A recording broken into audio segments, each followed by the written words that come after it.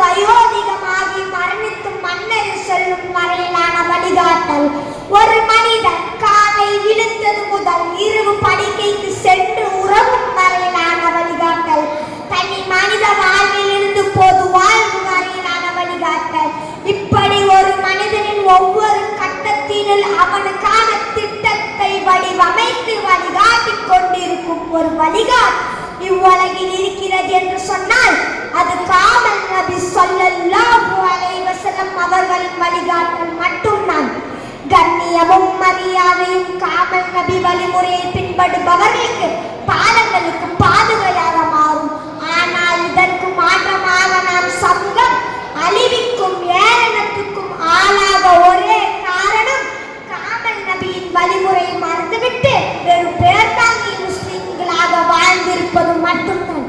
பெரியோர்களே, சகோதரர்களே, 800 ஆண்டுகள் இஸ்லாம் ஆட்சி கொடிகட்டி பார்த்த ஸ்பெயின் முஸ்லிம் மாற்றும் அது கலாச்சாரத்தை விரும்ப ஆரம்பித்தார்களோ இஸ்லாத்தின் வீழ்ச்சி ஆரம்பமானது. இஸ்லாத்தின் கலாச்சாரம் கொடிகட்டி பார்த்த இடம்தான் மிஸ்ர். எங்கே எகிப்து. இன்று மிஸ்ருடைய நிலைமை என்னவென்று தெரியுமா? அங்கு தாடி வைப்பதாக இருந்தால் கவர்மெண்டில் ரிஜிஸ்டர் செய்ய வேண்டும்.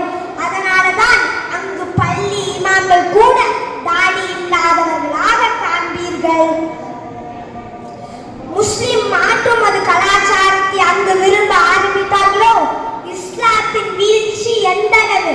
உணவில்லாமல் நீரில்லாமல் பச்சை குழந்தை எழுபக்கூடாத மரணித்து வரும் வேளையில் கூட அன்றைய நாடாக இருந்தும் ஒரு காம்பவுண்டு சுவரை தாண்டி பாலஸ்தீன் மக்களுக்கு உதவி செய்ய முடியாத நிலை காமல் நபியின் போதனைகளை கைவிட்ட பின்தான்.